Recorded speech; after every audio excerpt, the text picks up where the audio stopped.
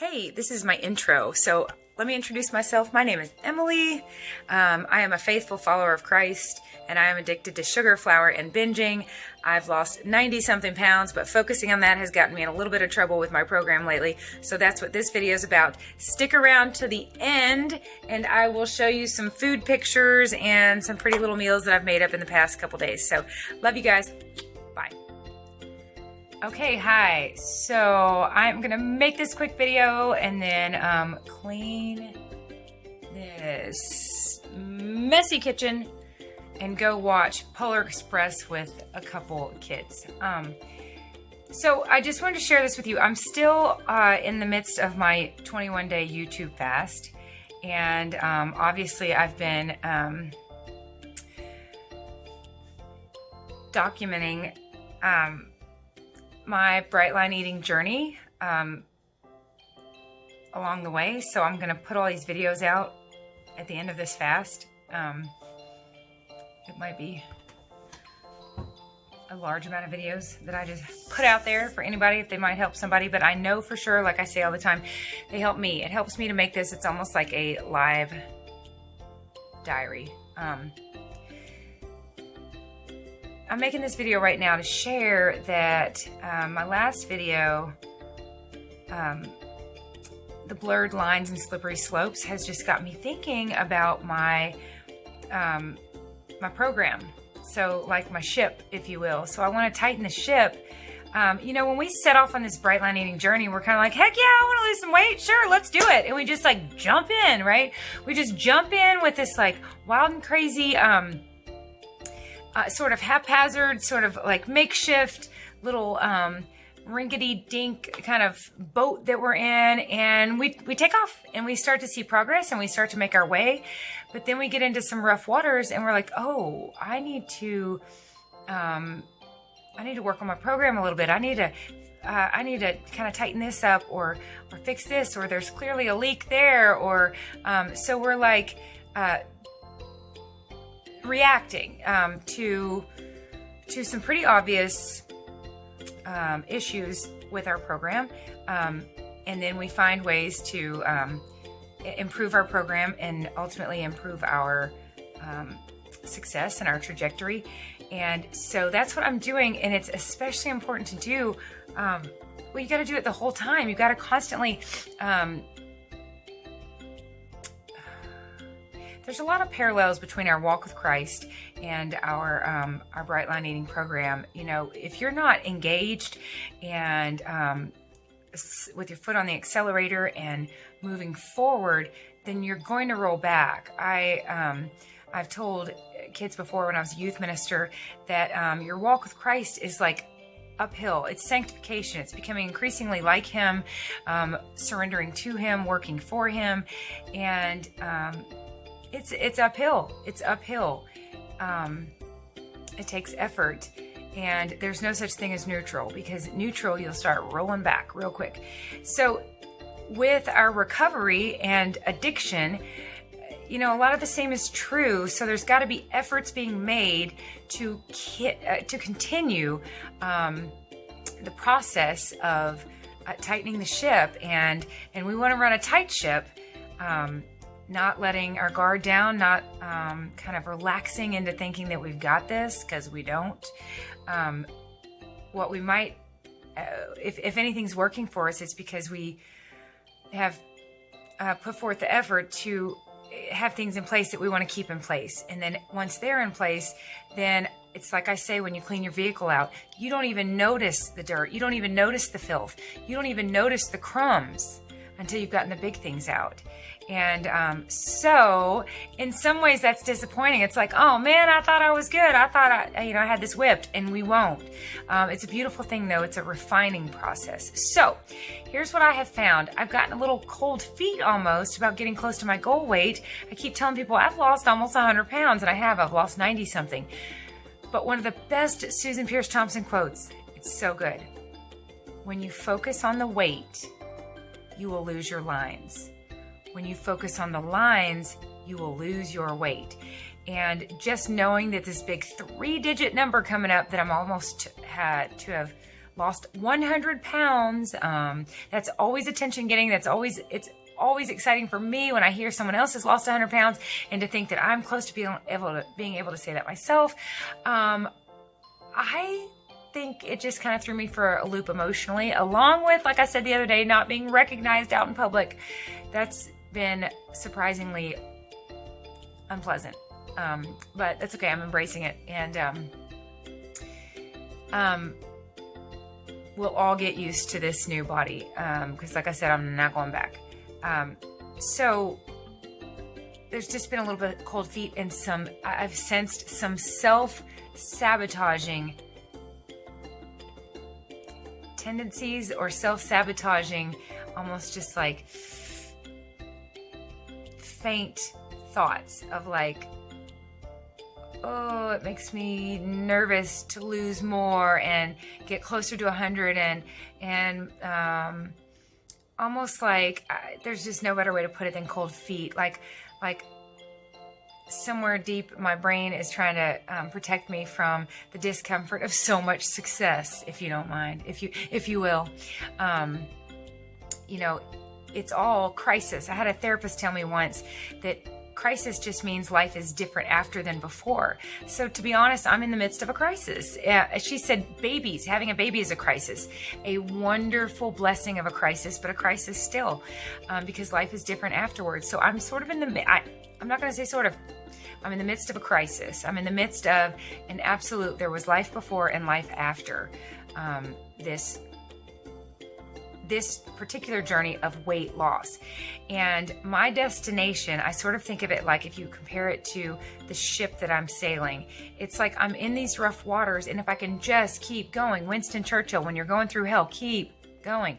If I can just keep going through these waters, it's going to spit me out into, I just like to think of it like a calm sea of maintenance. Don't get me wrong, it won't be perfect. There will be storms every once in a while, but it will not be the weight loss phase. So I want to get there, and I must continue tightening this ship, and I've got to find itty bitty ways to do that. I've really got to start analyzing my program.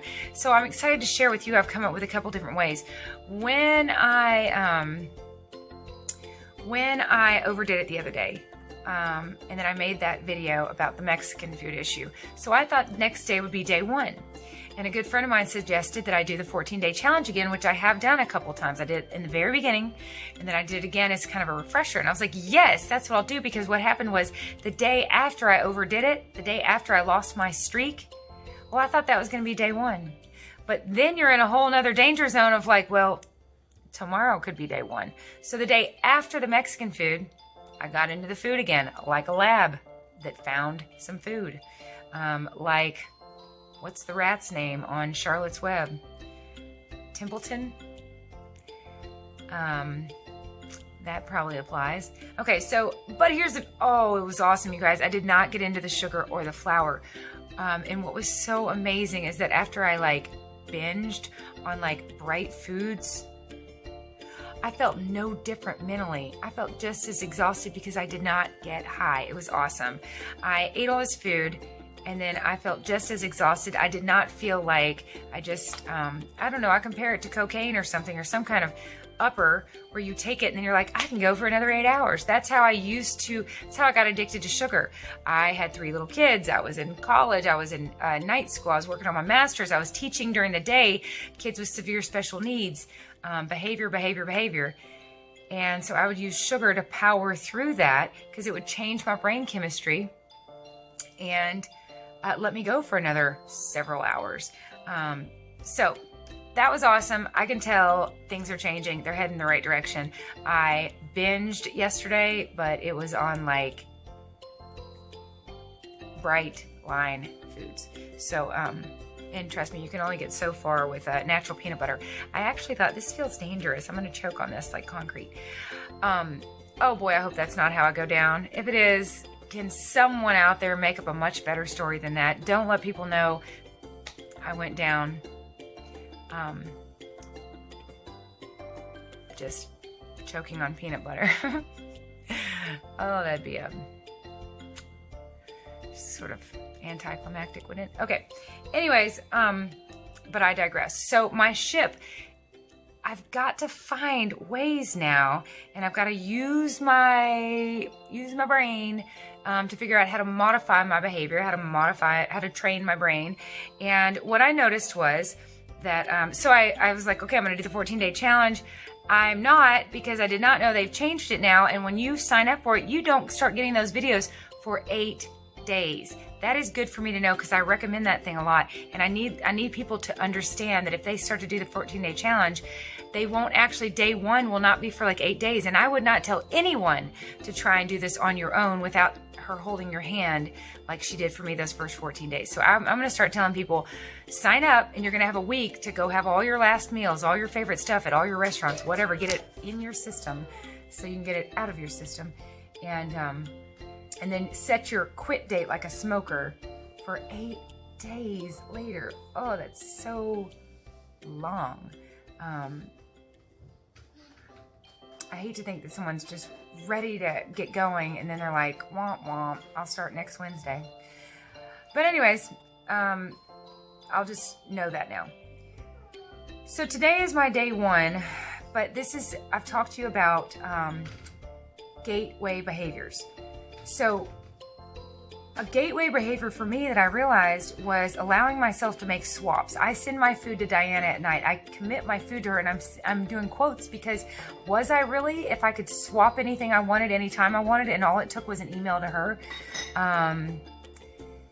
I realized after a while I was swapping and swapping and swapping. So I was swapping stuff that's in my freezer, yummy vegetables and, lean meats, for like, oh, well, I'll have cheese and peanut butter and starchy vegetables out of a can. It was all still Bright Line Foods. But my goodness, almost every single night when I would email her my food for the next day, I also included, oh, and here's what all I swapped out today. So no more of that. The next 14 days, I'm going to keep it very bright. I'm doing my own 14-day challenge. And then after that, I'm going to allow myself 5 swaps per month. And I mean to tell you, if I swap a banana for some blueberries, it's going to count. So here are my February swaps. These little coupons I made from Post-it notes. It's backwards. February swap. I swapped blank for blank. Just imagine that was going the right direction. So there's 5 of them. If I make a swap, and I can count the whole meal if I wanted to. Like I swapped this whole entire meal because we were out and about and I got something at a restaurant. I have 5 of these. If I do breakfast and lunch, that's 2. I want to save these an average amount over only once per week. So I'm going to stop with the swaps. Also, I have got my calendar going, and seems like there was something else I was going to share. Let me think about it. Hold on. I think that was it. Sorry, dry contacts. I think that was it. The main thing is that I'm not going to make so many swaps. My friend Diana said, plan out your food, put it on the scale. It's just that simple, but it's not that easy. And she's exactly right. It is just that simple, but it's not that easy. And in order for me to have a really tight ship, I have got to prepare. And so what this is going to do, knowing I'm not going to be swapping stuff left and right, it's going to make me really use my prefrontal cortex. Is that right? The front portion of my brain that's like decision making. It's going to make me have to really think about it when I commit my food to her. And if I am committing something that's in my freezer, I'm going to have to get it out the night before and be prepared. I've got to pair ahead of time. I've got to prepare. Okay. There's going to have to be some planning, some preparing, and I'm going to have to take my program seriously. I'm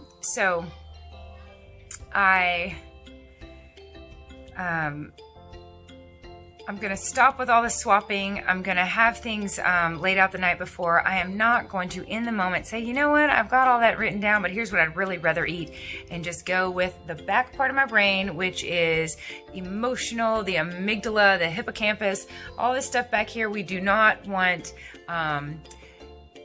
navigating. We really don't. So this is good. This is reminding me that when I send Diana my food, I'm actually committing to eat Only and exactly that little phrase, only and exactly. And I am excited to tighten this ship because I want to get to my destination, which is goal weight and then maintenance and then sail. I want to get rolling. I want to be done with the weight loss phase. There is a very short sentence in Susan Pierce Thompson's book that says, I say, get it off. She is talking about, some people say, should we lose weight quickly or slowly? Some people say it's better to lose it slow. Well, the theory behind losing it slow is that you'll get habits in place. But this program allows you to do that. So, no, you don't want to lose all your weight eating cabbage soup like I've done before. Lose 15 pounds in 2 days. That's not a good way to lose it fast because that's not sustainable. But this program does help us with automaticity. So she says, look, I just say, get it off. And I was like, amen to that, sister. I will. I'll just let this weight fall off. And it has, and it continues to. But here, as I get close to my goal weight, again, I'm finding there are just these mental hurdles to jump over, including my own version of cold feet. So I'm going to set the scale aside for a while. I weigh every Tuesday, but I'm not going to weigh for, let's see, I weighed yesterday. I'm not going to weigh the 19th or the 16th. I'll weigh again on February 2nd. I just need a break from that data because when you focus on your weight, you lose your lines. When you focus on the lines, you lose your weight. So I'm going to tighten this ship, and I'm looking forward to reporting back, and hopefully things will really get rolling again in the right direction. And I've made my way over some mental and emotional hurdles, including freaking out about getting close to 100 pounds and not liking people and their reactions, which, by the way, a lot of people are going to give you backhanded compliments. They're going to say, oh, you look like a different person. Not like a better looking person. They're just kind of like, meh. Okay, don't worry about any of that negative stuff headed your way. All that is just indicative of their own insecurities. People that it's hard to be happy for other people when you're not happy for yourself, and bless their hearts. I've seen so many people in the midst of this shutdown, in the midst of this coronavirus pandemic, everybody's indoors. I've seen so many people. You want to talk about unrecognizable? I've seen so many people gain so much weight in the midst of this. So I don't want to be judgmental towards them and the way they're acting towards me, because I am in a place of genuine, sincere gratitude for this program and what God is doing in my life. So anyways, I don't want to let any kind of like negative, like, wow, I didn't even recognize you. Like, it's not a compliment. Like, they're sending it my way in sort of like a negative way. And it was uncomfortable, and I turned to food to cope, but I did not turn to sugar, and it only lasted a day. So these days between when we lose our streak and we start again, those days, we don't want many of those, right? The damage we could do in a week. So the fact that I only had one day between my streak and my new streak, hallelujah, praise God for that. I was thinking those days, instead of day one, those are like day 0, day nada, like day nothing. Like, it's just sort of this in-between time period where if we're not careful, we could do all kinds of destructive damage. So anyways, day nada, you're welcome. I sort of imagine God saying, there you go, you had a little break, you're welcome, now get back on it. All right, I think that's everything. At the tail end of this, I am going to show you my food. These kind of things are going to help my program stay on course, if you will. So I'm thinking of this as a ship. I want to run a tight ship. I don't want holes. I gotta find ways to plug these holes that are letting water in and could be really destructive. But I cannot fix them. I cannot plug them until I find them. So just let me encourage you to be on the lookout. Look out for little gateway behaviors. Look out for blurred lines. Look out for slippery slopes. And again, when we start this, we come, Susan Pierce Thompson says, we come for the vanity, we stay for the sanity. We come to lose weight, and we're like, hey, let me join the crowd. I'm going to join this big, this crew. And you've got this like crazy boat that you just found in the shed. But as you get rolling and you don't want to turn back. You don't want to go back to where you came. If you want that boat to keep moving forward, you've got to keep working on it. And it will always require maintenance.